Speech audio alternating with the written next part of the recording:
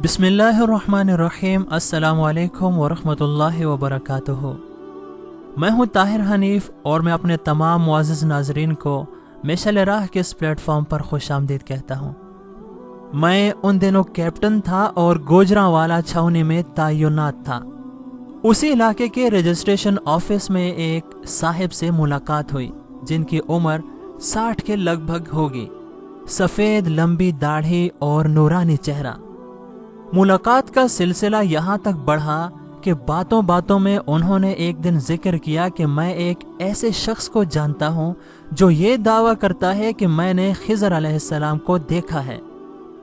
चुनांचे एक दिन वो साहिब मुझे सैटेलाइट टाउन गोजरावाला ले गए, जहाँ उन्होंने मेरी मुलाकात खिज़र अलैहिस्सलाम को देखने का दावा करने वाले चौधरी असलम साहब से कराई।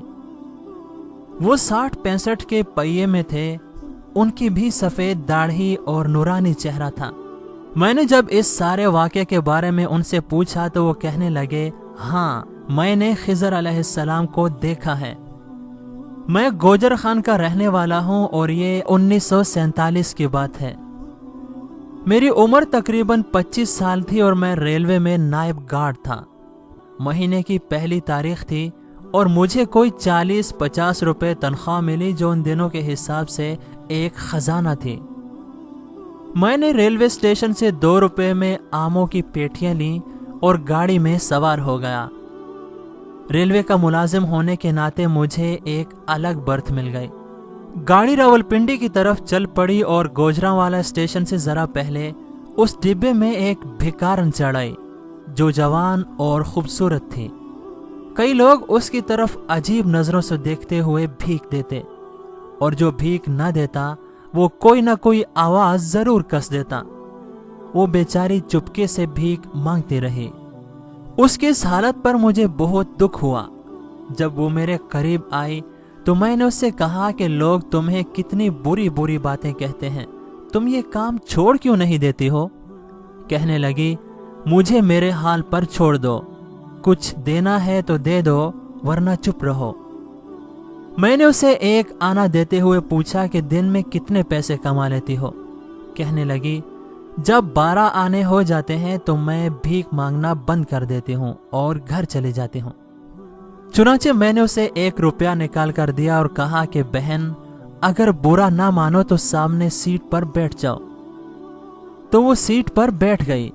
मैंने उससे कहा कि तुम्हारा आज का टारगेट तो पूरा हो गया, अब बताओ तुम्हारा मसला क्या है? कहने लगी, मेरा मियाँ राज था और 2 बच्चे हैं। छत गिरने से मेरे मियाँ की रीढ़ की हड्डी टूट गई और वो बेकार हो गया है।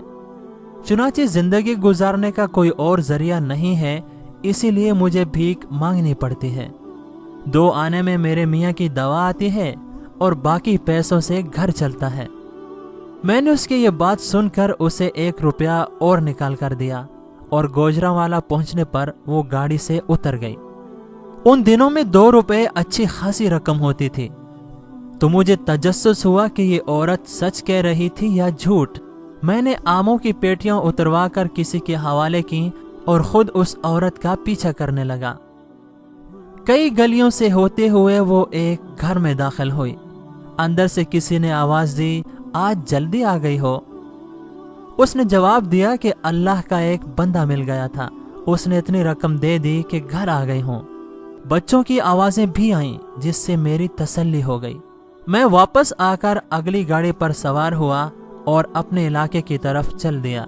उन दिनों गाड़ियां भी कम होती थीं और उनकी रफ्तार भी कम। जब गाड़ी गोजर खान के रेलवे स्टेशन पर पहुंची तो रात के तकरीबन 11 बज चुके थे। उन दिनों गोजर खान रेलवे स्टेशन पर बिजली नहीं थी और पूरे प्लेटफॉर्म पर मट्टी के तेल का एक ही लैंप जल रहा था। उसके नीचे एक आदमी खड़ा था।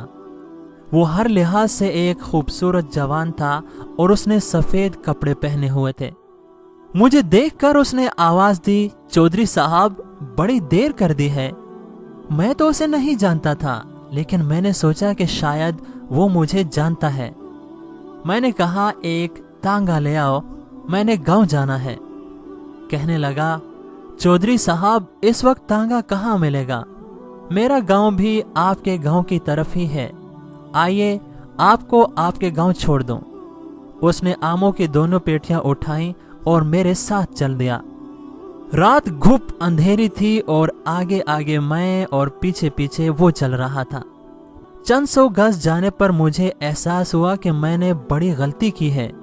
एक हट्टा कट्टा जवान है, मेरे पास अच्छी खासी रकम है, कहीं ऐसा न हो कि मुझे मारकर रकम हथिया ले।